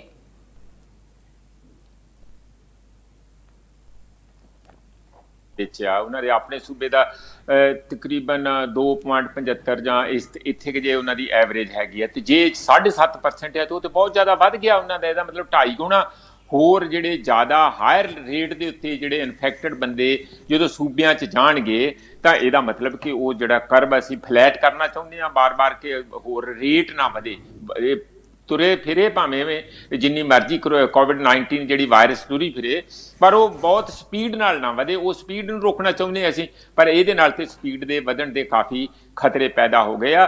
ਹੁਣ ਇਹਦੇ ਡਬਲ ਖਤਰੇ ਹੋਣਗੇ। ਪਹਿਲਾਂ ਤੇ ਜਿਹੜੇ ਸੂਬਿਆਂ ਤੋਂ ਆਏ ਆ, ਉੱਥੋਂ ਨਾਲ ਲੈ ਕੇ ਆਪਣੇ ਮਾਂ-ਬਾਪ ਦੇ ਘਰਾਂ 'ਚ ਜਿੱਥੇ ਜਾਣਗੇ, ਪੇਰੈਂਟ ਸੂਬੇ ਜਿਹੜੇ ਆ ਉੱਥੇ ਜਾਣਗੇ, ਤਾਂ ਉੱਥੇ ਲੈ ਕੇ ਜਾਣਗੇ। ਉੱਥੇ ਜਦੋਂ ਵਧਿਆ ਹੋਇਆ, ਜਦੋਂ ਵਾਪਸ ਇਹ ਕੰਮਾਂ ਤੇ ਆਉਣਗੇ, ਜਿਵੇਂ ਪੰਜਾਬ 'ਚ, ਕਰਨਾਟਕਾ 'ਚ, ਮਹਾਰਾਸ਼ਟਰ 'ਚ ਵਾਪਸ ਜਾਣਗੇ, ਤਾਂ ਨਾਲ ਲੈ ਕੇ ਫੇਰੇ ਵੀ ਜਾਣਗੇ। ਇਸ ਕਰਕੇ ਮੈਨੂੰ ਲੱਗਦਾ ਕਿ ਇਹ ਇੱਕ, ਸਾਨੂੰ ਇਹਦੇ ਬਾਰੇ ਅਸੀਂ ਕੋਈ ਸੋਲਿਡ ਹੱਲ ਅਜੇ ਤੱਕ ਕੱਢ ਨਹੀਂ ਸਕੇ, ਪਰ ਨਾ ਹੀ ਅਸੀਂ ਵਰਕਰ ਨੂੰ ਬਹੁਤ ਦੇਰ ਤੱਕ ਭੁੱਖੇ ਧਿਆਣੇ ਇਸ ਤਰ੍ਹਾਂ ਬਿਨਾਂ ਕੰਮ ਤੋਂ ਅਸੀਂ ਰੋਕ ਸਕਦੇ ਹਾਂ। ਪਰ ਇਹ ਸਾਨੂੰ ਹੁਣ ਫੇਸ ਤੇ ਕਰਨਾ ਹੀ ਪਊ ਮੰਦੀ। ਜੀ ਪ੍ਰੋਫੈਸਰ ਸਾਹਿਬ, ਹੁਣ ਜੇ ਅਸੀਂ ਪੰਜਾਬ ਦੀਆਂ ਹੋਰ ਖਬਰਾਂ ਵੱਲ ਆਈਏ ਤਾਂ ਜੋ ਤ੍ਰਿਪਤ ਰਜਿੰਦਰ ਸਿੰਘ ਬਾਜਵਾ ਤੇ ਚਰਨਜੀਤ ਚੰਨੀ ਜਿਹੜੇ ਮਿਨਿਸਟਰ ਨੇ, ਇਹਨਾਂ ਦੇ ਵਿਚਕਾਰ ਖਿੱਚੋਤਾਣ ਬਣੀ ਹੋਈ ਹੈ, ਜੋ ਬਿਆਨਬਾਜ਼ੀ ਹੋਈ, ਕਾਫੀ ਚੈਨਲਾਂ ਤੇ ਵੀ ਇਹਨਾਂ ਦੀ ਜਿਹੜੀਆਂ ਸੁਰਖੀਆਂ ਆ ਰਹੀਆਂ ਨੇ, ਖਬਰਾਂ ਆ ਰਹੀਆਂ ਨੇ, ਤਾਂ ਇਸ ਮਾਮਲੇ ਤੇ ਤੁਸੀਂ ਕੀ ਕਹੋਗੇ? ਵਿਰੋਧੀ ਧਿਰਾਂ ਨੇ ਵੀ ਥੋੜੀ ਜਿਹੀ ਇਹਦੇ ਵਿੱਚ ਚੁਸਕੀ ਲਈ ਹੈ। ਉਹਨਾਂ ਨੇ ਕਿਹਾ ਹੈ ਕਿ ਦੇਖੋ ਕਿਸ ਤਰ੍ਹਾਂ ਜਿਹੜੀ ਸਰਕਾਰ ਹੈ, ਇਸ ਦੇ ਮੰਤਰੀ ਆਪਸ ਵਿੱਚ ਲੜ ਰਹੇ ਨੇ, ਉਹ ਵੀ ਇਹੋ ਜਿਹੇ ਸੰਕਟ ਦੇ ਸਮੇਂ। ਤੁਸੀਂ ਕੀ ਕਹੋਗੇ ਇਸ ਪੂਰੇ ਮਾਮਲੇ ਤੇ? ਇਹਦੇ ਪਿੱਛੇ ਨਾ ਇੱਕ ਵੱਡਾ, ਮੈਨੂੰ ਲੱਗਦਾ ਕਿ ਗੱਲ ਤੁਹਾਨੂੰ ਯਾਦ ਹੈ ਕਿ ਚੱਲੀ ਤੇ ਸੀਗੀ ਲੀਕਰ ਤੋਂ, ਜਾਣੀ ਦਾਰੂ ਤੋਂ, ਸ਼ਰਾਬ ਦੇ ਠੇਕਿਆਂ ਤੋਂ, ਉੱਥੋਂ ਗੱਲ ਚੱਲੀ ਸੀ। ਇਹ ਵੱਧਦੀ ਕਿਤੇ ਹੋਰ ਪਹੁੰਚ ਗਈ। ਇਹ ਸਾਰਾ ਇੱਕ ਜਿਵੇਂ ਡਰੱਗ ਮਾਫੀਆ ਇੱਕ ਬਹੁਤ ਜੜਾਂ ਕੈਂਸਰ ਵਾਂਗੂ ਮਾਰ ਚੁੱਕਾ ਆ ਸਾਡੇ ਪੋਲੀਟੀਕਲ ਤੇ ਸਿਸਟਮ ਦੇ ਵਿੱਚ ਵੀ, ਬਿਊਰੋਕ੍ਰੇਸੀ ਤੇ ਪੁਲਿਸ ਵਿੱਚ ਵੀ। ਛਤਰ ਛਾਇਆ ਰਾਜਨੀਤਿਕ ਲੋਕਾਂ ਦੀ ਆ। ਉਸੇ ਤਰੀਕੇ ਦੇ ਨਾਲ ਹੀ ਇਹ ਸ਼ਰਾਬ ਦਾ ਮਾਫੀਆ ਵੀ ਬਹੁਤ ਵੱਡੇ ਪੱਧਰ ਤੇ ਜੜ ਗਹਿਰੀ ਕਰ ਚੁੱਕਾ। ਮੈਂ ਤੁਹਾਨੂੰ ਛੋਟੇ ਜਿਹੇ ਐਗਜ਼ਾਮਪਲ ਦਿੰਨਾ ਆ ਕਿ ਅੱਜ ਇੱਕ ਤੇ ਰਾਜਪੁਰੇ ਨੇੜੇ ਬੋਤਲਾਂ, ਹਜ਼ਾਰਾਂ ਬੋਤਲਾਂ ਫੜੀਆਂ ਗਈਆਂ, 12-14 ਮੇਰਾ ਖਿਆਲ ਡਰਮ ਸਪਿਰਿਟ ਦੇ ਵੀ ਫੜੇ ਗਏ ਆ, ਤੇ ਇੱਕ ਫੈਕਟਰੀ ਫੜੀ ਗਈ ਆ ਜਿੱਥੇ ਸ਼ਰਾਬ ਬਣ ਰਹੀ ਸੀਗੀ। ਤੇ ਇਹਦੋਂ ਵੀ ਵੱਡੀ ਗੱਲ ਕਿ ਜੋਧਾਂ ਦੀ ਪੁਲਿਸ ਨੇ ਰੇਡ ਮਾਰ ਕੇ ਇੱਕ ਨਾਲ ਦੇ ਪਿੰਡ ਦੇ ਵਿੱਚ ਸ਼ਰਾਬ ਦੀ ਫੈਕਟਰੀ ਫੜੀ ਆ, ਜਿਹਦੇ ਵਿੱਚ ਜੌਨੀ ਵਾਕਰ, ਮੈਂ ਉਹਦੇ ਚੋਂ ਅਖਬਾਰ ਚੋਂ ਪੜ੍ਹ ਕੇ ਦੱਸ ਰਿਹਾ, ਮੈਨੂੰ ਨਹੀਂ ਪਤਾ ਵੈਸੇ ਵੀ ਇਹ ਕੀ ਹੁੰਦਾ ਹੈ। ਜੌਨੀ ਵਾਕਰ ਦੀ ਬੋਟਲ ਜਿਹਦੀ ਬਾਜ਼ਾਰ ਦੇ ਵਿੱਚ ਕੀਮਤ 11,000 ਰੁਪਏ ਦੱਸੀ ਜਾਂਦੀ ਆ, ਉਹਨੇ ਲੇਬਲ ਲੂਬਲ ਸਾਰੇ ਉੱਥੇ ਰੱਖੇ ਆ ਤੇ 250 ਰੁਪਏ 'ਚ ਬਣਾ ਕੇ ਵੇਚੀ ਜਾਂਦਾ। ਹੁਣ 250 ਤੇ 11,000 ਦਾ ਅੰਕੜੇ ਤੁਸੀਂ ਸਮਝ ਲਓ, ਤੇ ਇਹ ਵੇਖ ਰਹੀ ਹੈ, ਮਾਰਕੀਟ ਦੇ ਵਿੱਚ ਵੇਖ ਰਹੀ ਹੈ। ਇਹ ਕਿਤੇ ਤੁਹਾਡਾ ਕੀ ਖਿਆਲ ਆ, ਇਹ ਬੰਦੇ ਵਾਇਰਸ ਜਿਹੜੀ ਅਦਿੱਖ ਹੈਗੀ ਆ, ਦਿਖਦੀ ਵੀ ਨਹੀਂ ਹੈ, ਜਿਹਦਾ ਪਤਾ ਵੀ ਨਹੀਂ ਲੱਗਦਾ, ਉਹਨੂੰ ਰੋਕਣ ਚੱਲੇ, ਉਹਦੇ ਨਾਲ ਯੁੱਧ ਕਰਨ ਚੱਲੇ ਆ ਸ਼ਰਾਬ ਤੇ ਰੋਕ ਲੈਣ। ਢੇਰਾਂ ਦੇ ਢੇਰ ਫੈਕਟਰੀਆਂ, ਪ੍ਰਾਈਵੇਟ ਫੈਕਟਰੀਆਂ ਬਣ ਕੇ ਮਾਰਕੀਟ ਦੇ ਵਿੱਚ ਆ ਰਹੀਆਂ। ਇਸ ਕਰਕੇ ਇਹਦੇ ਚ ਕੋਈ ਦੋ ਰਾਏ ਨਹੀਂ ਹੈ ਕਿ ਜਿਹੜਾ ਲੀਕਰ ਦਾ ਇੱਕ ਵੱਡਾ ਮਾਫੀਆ ਪੈਦਾ ਹੋ ਚੁੱਕਾ ਆ। ਔਰ ਇਹ ਜਿਹੜੇ ਬੰਦ ਕਰੀ ਬੈਠੇ ਆ ਨਾ ਠੇਕੇ, ਜਿਹੜੇ ਠੇਕੇਦਾਰ ਕਹਿੰਦੇ ਆ ਕਿ ਅਸੀਂ ਹੜਤਾਲ ਕੀਤੀ ਆ, ਅਸੀਂ ਨਹੀਂ ਖੋਲਦੇ ਜੀ। ਕਿਉਂ ਨਹੀਂ ਖੋਲਦੇ? ਕਿਉਂਕਿ ਉਹਨਾਂ ਨੂੰ ਪਤਾ ਕਿ ਦੂਜੀ ਸ਼ਰਾਬ ਉਹਨਾਂ ਨੂੰ ਜ਼ਿਆਦਾ, ਕਈ ਗੁਣਾ ਜ਼ਿਆਦਾ ਜਿਹੜੀ ਇਲੀਗਲ ਬਣ ਰਹੀ ਹੈ, ਉਹ ਵੇਚ ਕੇ ਉਹਨਾਂ ਨੂੰ ਫਾਇਦਾ ਹੋ ਰਿਹਾ। ਇਹ ਹੁਣ ਚੀਫ ਮਿਨਿਸਟਰ ਨੂੰ ਫਾਇਦਾ ਹੋ ਰਿਹਾ, ਜਾਂ ਮਿਨਿਸਟਰਾਂ ਨੂੰ ਹੋ ਰਿਹਾ, ਜਾਂ ਚੰਨੀ ਨੂੰ ਹੋ ਰਿਹਾ, ਜਾਂ ਤ੍ਰਿਪਤ ਬਾਜਵੇ ਨੂੰ ਹੋ ਰਿਹਾ, ਇਹ ਤੇ ਉਹੋ ਹੀ ਦੱਸਣ। ਪਰ ਇਸ ਗੱਲ ਦੀ ਲੜਾਈ ਦੇ ਪਿੱਛੇ ਕੱਲਾ ਰਾਜਨੀਤਿਕ ਲੜਾਈ ਹੀ ਨਹੀਂ ਹੈ, ਵਿਚਾਰਾਂ ਦੀ ਲੜਾਈ ਨਹੀਂ ਹੈ। ਪੰਜਾਬ ਦੇ ਭਲੇ ਲਈ ਕਿਹੜਾ ਜ਼ਿਆਦਾ ਭਲਾ ਕਰ ਸਕਦਾ, ਉਹਦੇ ਲਈ ਕੋਈ ਕੰਪੀਟੀਸ਼ਨ ਦੀ ਆਪਸ ਵਿੱਚ ਲੜਾਈ ਨਹੀਂ ਹੈਗੀ। ਲੜਾਈ ਇਹੀ ਹੈ ਕਿ ਜਿਸ ਤਰ੍ਹਾਂ ਮਾਲ ਕਿਹਨੂੰ ਕਿੰਨਾ ਮਿਲ ਰਿਹਾ, ਤੇ ਜੇ ਚੱਲਦਾ ਤੇ ਚੱਲੀ ਜਾਣ ਦਿਓ, ਤੁਹਾਨੂੰ ਵੀ ਹਿੱਸਾ ਮਿਲ ਜੂਗਾ। ਇਸ ਕਿਸਮ ਦੀ ਲੜਾਈ ਬਣਦੀ ਜ਼ਿਆਦਾ ਇਸੇ ਬਣਦੀ ਨਜ਼ਰ ਆ ਰਹੀ ਹੈ। ਇਸੇ ਕਰਕੇ ਸੁਖਪਾਲ ਖਹਿਰੇ ਨੇ ਵੀ ਕਿਹਾ, ਇਸ ਤਰ੍ਹਾਂ ਹਰਪਾਲ ਚੀਮੇ ਨੇ ਵੀ ਕਿਹਾ, ਈਵਨ ਦਲਜੀਤ ਸਿੰਘ ਚੀਮਾ ਜਿਹੜੇ ਸ਼੍ਰੋਮਣੀ ਅਕਾਲੀ ਦਲ ਦੇ ਆ, ਉਹ ਸਾਰੇ ਵੀ ਇਸ ਗੱਲ ਤੇ ਕਹਿ ਰਹੇ ਕਿ ਜਿਹੜੀ ਪੂਰੀ ਇਨਕੁਆਇਰੀ ਹੋਣੀ ਚਾਹੀਦੀ ਹੈ ਕਿ ਸ਼ਰਾਬ ਦੀ ਜਿਹੜੀਆਂ ਨੰਬਰ ਹੈ ਬੋਤਲਾਂ ਦਾ, ਉਹ ਪਿਛਲੇ 3 ਸਾਲਾਂ 'ਚ ਜ਼ਿਆਦਾ ਵਿਕਿਆ, ਪਰ ਰੈਵਨਿਊ ਘੱਟ ਆਇਆ। ਇਸੇ ਤਰ੍ਹਾਂ ਹੋਰ ਰੈਵਨਿਊ ਵੀ ਘਟਿਆ। ਇਹਦਾ ਮਤਲਬ ਚੋਰ ਬਜ਼ਾਰੀ ਵੱਡੇ ਪੱਧਰ ਤੇ ਚੱਲ ਰਹੀ ਹੈ ਨਾ। ਆ ਫੈਕਟਰੀਆਂ ਦੋ ਜਿਹੜੀਆਂ ਫੜੀਆਂ ਗਿਆ, ਇਹ ਸਾਫ਼ ਨਜ਼ਰ ਆਉਂਦਾ ਕਿ ਇਹਦਾ ਮਤਲਬ ਚੋਰ ਬਜ਼ਾਰੀ ਜਿਹੜੀ ਆ। ਇਸੇ ਤਰੀਕੇ ਦੇ ਨਾਲ ਪਿੰਡਾਂ ਦੇ ਜਿਹੜੇ 5 ਜ਼ਿਲ੍ਹੇ ਆ ਹਰਿਆਣੇ ਦੇ ਨਾਲ ਲੱਗਦੇ, 12,000 ਲੀਕਰ ਦੇ ਕੇਸ ਇੱਥੇ ਨਾਲ ਅੱਜ ਚਰਨਜੀਤ ਭੁੱਲਰ ਨੇ ਖਬਰ ਦਿੱਤੀ ਹੈ। 12,000 ਕੇਸ ਲੋਕਾਂ ਦੇ ਬਣੇ ਆ ਇਲੀਗਲ, ਇਲੀਸਿਟ ਲੀਕਰ ਜਿਹੜੀ ਆ, ਗੈਰ ਕਾਨੂੰਨੀ ਸ਼ਰਾਬ ਇੱਥੇ ਵੇਚਣ ਦੀ, ਉਹ ਹਰਿਆਣੇ ਚੋਂ ਆਉਂਦੀ ਹੈ। ਇੱਥੇ ਹਜ਼ਾਰਾਂ ਬੋਤਲਾਂ ਜਿਹੜੀਆਂ ਫੜੀਆਂ ਵੀ ਗਈਆਂ। ਇਹ ਪੰਜਾਬ ਨੂੰ ਸਾਂਭਣ ਵਾਲੇ ਸਾਡੀ ਰਾਜਨੀਤਿਕ ਜਮਾਤ ਆ, ਜਾਂ ਪੰਜਾਬ ਦਾ ਉਜਾੜਾ ਕਰਕੇ ਇਹਨਾਂ ਨੇ ਛੱਡਣਾ? ਇਸ ਕਰਕੇ ਸਭ ਤੋਂ ਵੱਡੇ ਕੇਸ ਤੇ ਰਾਜਨੀਤਿਕ ਜਮਾਤ ਤੇ ਪਹਿਲਾਂ ਇਹਨਾਂ ਨੂੰ ਜੇਲ੍ਹਾਂ 'ਚ ਸੁੱਟਣ ਦਾ ਮੌਕਾ ਆ ਗਿਆ। ਪਹਿਲਾਂ ਇਹਨਾਂ ਤੇ ਕੇਸ ਬਣਨੇ ਚਾਹੀਦੇ ਆ, ਕਿਉਂਕਿ ਇਹਨਾਂ ਨੂੰ ਇੰਨਾ ਚਿਰ ਲੋਕਾਂ ਨੇ ਭਰੋਸਾ ਕਰਕੇ ਇਹਨਾਂ ਨੂੰ ਵੋਟਾਂ ਪਾ ਕੇ ਆਪਣੇ ਲੀਡਰ ਚੁਣਿਆ, ਪਰ ਇਹਨਾਂ ਨੇ ਸਾਨੂੰ ਫੇਲ ਕਰਤਾ। ਸਾਨੂੰ ਕੋਈ ਗਵਰਨੈਂਸ ਨਹੀਂ, ਕੋਈ ਸਾਡੀ ਲੀਡਰਸ਼ਿਪ ਦਾ ਜਿਹੜਾ ਰੋਲ ਸੀ ਉਹ ਨਹੀਂ ਨਿਭਾਇਆ। ਇਹਨਾਂ ਦੀ ਪੂਰੀ ਇਨਕੁਆਇਰੀ ਹੋ ਕੇ ਕੇਸ ਇਹਨਾਂ ਦੇ ਪਹਿਲਾਂ ਬਣਨੇ ਚਾਹੀਦੇ ਆ। ਬਾਕੀ ਚੀਫ ਸੈਕਟਰੀ, ਪੁਲਿਸ, ਸਮੇਤ ਸੈਣੀ, ਇਹ ਤਾਂ ਬਾਅਦ 'ਚ ਵਾਰੀ ਆਉਂਦੀ ਆ, ਕਿਉਂਕਿ ਦੇਖੋ ਇਹਨਾਂ ਦੇ ਹੱਥ ਸਾਰੀ ਤਾਕਤ ਆ। ਇਹ ਆਖਿਰਕਾਰ ਕਾਨੂੰਨ ਘਾੜੇ ਆ, ਸਾਰੀ ਤਾਕਤ ਰਾਜਨੀਤਿਕ ਲੋਕਾਂ ਕੋਲ ਆ, ਪਰ ਇਹ ਕਿਉਂ ਅੱਜ ਤੱਕ ਇਸਤੇਮਾਲ ਕਰਕੇ ਪੰਜਾਬ ਨੂੰ ਨਹੀਂ ਬਚਾ ਸਕੇ? ਦੂਜੇ ਸੂਬਿਆਂ ਨਾਲੋਂ 1 ਨੰਬਰ ਦਾ ਸੂਬਾ ਥੱਲੇ ਤੁਸੀਂ 16ਵੇਂ 15ਵੇਂ ਨੰਬਰ ਤੇ ਲਿਆ ਕੇ ਸੁੱਟਤਾ, ਅਜੇ ਵੀ ਬਾਜ ਨਹੀਂ ਆ ਰਹੇ ਕਿ ਅਸੀਂ ਬਿਲਕੁਲ ਇਸ ਨੂੰ ਖਤਮ ਕਰਕੇ ਛੱਡਣਾ। ਮੈਂ ਬੜੇ ਅਫਸੋਸ ਨਾਲ ਤੇ ਦੁੱਖ ਚੋਂ ਗੱਲ ਤੁਹਾਡੀ ਨਾਲ ਮਨਦੀਪ ਜੀ ਇਹ ਕਰ ਰਿਹਾ ਹਾਂ ਕਿ ਕਿਤੇ ਬੜੀ ਚੜ੍ਹਤ ਸੀ ਪੰਜਾਬ ਦੀ ਉੱਤੀ ਹੁੰਦੀ ਹੈ, ਔਰ ਅਸੀਂ ਸਾਰੇ ਬੜੇ ਮਾਣ ਮਹਿਸੂਸ ਕਰਦੇ ਸੀ। ਮੈਂ ਅਸਾਮ 'ਚ ਰਹਿ ਕੇ ਆਇਆ, ਉੱਥੇ ਲੋਕ ਕਹਿੰਦੇ ਸੀਗੇ ਦੇਖੋ ਜੀ ਪੰਜਾਬ ਦਾ ਜਿਹੜਾ ਪਾਣੀ ਆ ਅਸਾਮ ਦੇ ਦੁੱਧ ਦੇ ਬਰਾਬਰ ਆ। ਇੰਨਾ ਤੁਹਾਡਾ ਪ੍ਰਭਾਵ ਬਾਹਰ ਸੀ ਕਿ ਇੰਨੇ ਚੰਗੇ ਲੋਕ ਤੇ ਇੰਨਾ ਵਧੀਆ ਇੱਥੇ ਦਾ ਪਾਣੀ, ਨਾ ਪਾਣੀ ਬਚਿਆ, ਨਾ ਜ਼ਮੀਨ ਬਚੀ, ਨਾ ਲੋਕਾਂ ਦੀ ਸਿਹਤ ਬਚੀ, ਨਾ ਪੜ੍ਹਾਈ ਬਚੀ। ਇਹ ਤਬਾਹੀ ਜਿਹੜੀ ਇਹਨਾਂ ਲੋਕਾਂ ਨੇ ਕੀਤੀ ਆ। ਮੈਂ ਇਸ ਕਰਕੇ ਜਿਹੜਾ ਹੁਣ ਇਹ ਸਾਰੀ ਖਿੱਚੋਤਾਣ ਚੱਲ ਰਹੀ ਹੈ ਚੰਨੀ ਔਰ ਤ੍ਰਿਪਤ ਰਜਿੰਦਰ ਸਿੰਘ ਬਾਜਵੇ ਦੇ ਵਿੱਚ, ਇਹ ਕਾਹਦੀ ਖਿੱਚੋਤਾਣ ਹੈ? ਬੜੀ ਸਾਫ਼ ਆ ਕਿ ਉਹਨੂੰ ਧਮਕੀ ਦੇਣ ਗਏ ਤ੍ਰਿਪਤ ਰਜਿੰਦਰ ਸਿੰਘ ਬਾਜਵਾ ਉਹਦੇ ਘਰ, ਚੰਨੀ ਸਾਹਿਬ ਦੇ ਘਰ, ਜਿਹੜੇ ਟੈਕਨੀਕਲ ਐਜੂਕੇਸ਼ਨ ਮਿਨਿਸਟਰ ਹੈਗੇ ਆ, ਕਿ ਦੇਖ ਲਾ 2 ਸਾਲ ਪੁਰਾਣਾ ਕੇਸ 2018 ਵਾਲਾ, ਜਿਹੜਾ IAS ਨੂੰ ਤੂੰ ਕੋਈ SMS ਕੀਤਾ ਸੀ ਜਾਂ ਕੋਈ ਟਵੀਟ ਕੀਤਾ ਸੀ, ਜੋ ਵੀ ਸੋਸ਼ਲ ਮੀਡੀਆ ਤੇ ਕੀਤਾ ਸੀ, ਉਹ ਤੇਰੀ ਫਾਈਲ ਖੋਲ ਲਾਂਗੇ, ਨਹੀਂ ਤੇ ਤੂੰ ਚੁੱਪ ਕਰ, ਮੂੰਹ ਬੰਦ ਕਰ। ਚੰਨੀ ਸਾਹਿਬ ਕਿਉਂਕਿ ਦਲਿਤ ਹੈਗੇ ਆ, ਉਹਨਾਂ ਨੇ ਦਲਿਤ ਕੁਐਸਚਨ ਬਣਾ ਲਿਆ ਕਿ ਦੇਖੋ ਮੈਨੂੰ ਦਲਿਤ ਹੋ ਕੇ ਮੇਰੇ ਤੇ ਹਮਲਾ ਕਰਨਾ ਚਾਹੁੰਦੇ ਆ, ਆਉਣ ਤੇ ਸਹੀ ਅੱਗੇ ਮੈਂ ਦੇਖਦੇ ਆ। ਇੱਕ ਗੱਲ ਮੈਂ ਇੱਥੇ ਜ਼ਰੂਰ ਕਹਿਣਾ ਕਿ ਜੇ ਇੰਨੀ ਆਪਸ ਵਿੱਚ ਕਾਵਾਂ ਰੌਲੀ ਖਿੱਚੋਤਾਣ ਜਿਹੜੀ ਕਾਂਗਰਸ ਦੀ ਚੱਲ ਰਹੀ ਹੈ, ਇਹਦਾ ਮਤਲਬ ਕਿਤੇ ਨਾ ਕਿਤੇ ਵਿਰੋਧੀ ਪਾਰਟੀਆਂ ਵੀ ਬਹੁਤ ਕਮਜ਼ੋਰ ਹੋ ਗਈਆਂ। ਜੇ ਵਿਰੋਧੀ ਪਾਰਟੀਆਂ ਤਕੜੀਆਂ ਹੋਣ ਤੇ ਸਵਾਲ ਹੀ ਨਹੀਂ ਪੈਦਾ ਹੁੰਦਾ ਕਿ ਇੰਨੀ ਛਿੱਤਰੀ ਦਾਲ ਵਿਕੇ ਰੋਜ਼।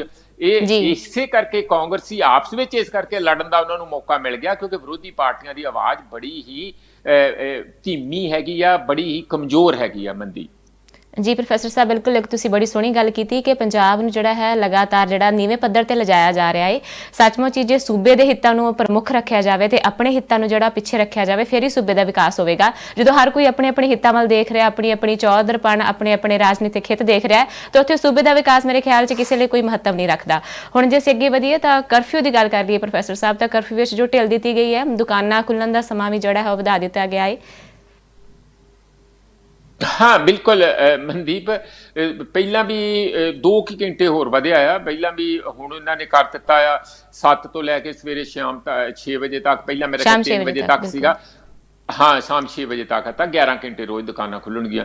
ਉਹ ਤੇ ਕੋਈ ਗੱਲ ਨਹੀਂ ਹੈ, ਜਿਹਨੇ ਖਰੀਦਣਾ 10 ਘੰਟੇ ਵੀ ਕੋਈ ਬਹੁਤ ਬਹੁਤ ਟਾਈਮ ਹੁੰਦਾ ਖਰੀਦੋ ਫਰੋਖਤ ਕਰਨ ਲਈ, ਪਰ ਚਲੋ ਕਿਉਂਕਿ ਦੁਕਾਨਦਾਰ ਵੀ ਵਿਹਲੇ ਹੁੰਦੇ, ਉਹਨਾਂ ਨੂੰ ਆਦਤ ਪਈ ਆ ਆਰੇ ਲਾਉਣਾ ਹੈ, ਘਰ ਬੈਠ ਕੇ ਵੀ ਕੀ ਕਰਨਾ ਉਹਨਾਂ ਨੇ, ਤੇ ਇਸ ਕਰਕੇ ਇਹ ਤੇ ਚਲੋ ਥੋੜਾ ਬਹੁਤ ਰਾਹਤ ਹੈ। ਇਹਦੇ ਨਾਲੋਂ ਥੋੜੀ ਰਾਹਤ ਮੈਨੂੰ ਹੋਰ ਚੰਗੀ ਇਹ ਲੱਗ ਰਹੀ ਹੈ ਕਿ ਜਿਹੜਾ ਲਾਕਡਾਊਨ 4 ਆਉਣਾ ਆ ਉਹਦੇ ਵਿੱਚ ਜਿਹੜੀਆਂ ਬੱਸਾਂ ਦੀ ਤੇ ਜਿਹੜੀ ਹਵਾਈ ਜਹਾਜ਼ਾਂ ਦੀ ਜਿਹੜੀ ਰਾਹਤ ਮਿਲਣ ਵਾਲੀ ਹੈ ਉਹ ਮੈਨੂੰ ਥੋੜੀ ਜਿਹੀ ਜ਼ਿਆਦਾ ਲੱਗੀ ਹੈ ਕਿ ਉਹ ਇੱਕ ਚੰਗੀ ਹੋਊਗੀ ਕਿ ਜਿਹੜੇ ਬਿਲਕੁਲ ਹੀ ਲੋਕ ਰੁਕ ਗਏ ਸੀ। ਹਰਿਆਣੇ ਨੇ ਵੀ ਅਨਾਉਂਸ ਕਰਤਾ ਕਿ ਅਸੀਂ ਬੱਸਾਂ 30 ਸਵਾਰੀਆਂ ਇੱਕ ਬੱਸ 'ਚ ਜਾਇਆ ਕਰਨਗੀਆਂ, ਆਨਲਾਈਨ ਬੁਕਿੰਗ ਹੋਊਗੀ, ਇਸ ਤਰੀਕੇ ਨਾਲ ਸਾਰੀਆਂ ਗਾਈਡਲਾਈਨਸ ਆ ਰਹੀਆਂ, ਤੇ ਪਰ ਅਸੀਂ ਬੱਸਾਂ 10 ਜ਼ਿਲ੍ਹਿਆਂ ਦੇ ਵਿੱਚ ਘੱਟੋ ਘੱਟ ਸ਼ੁਰੂ ਕਰਾਂਗੇ।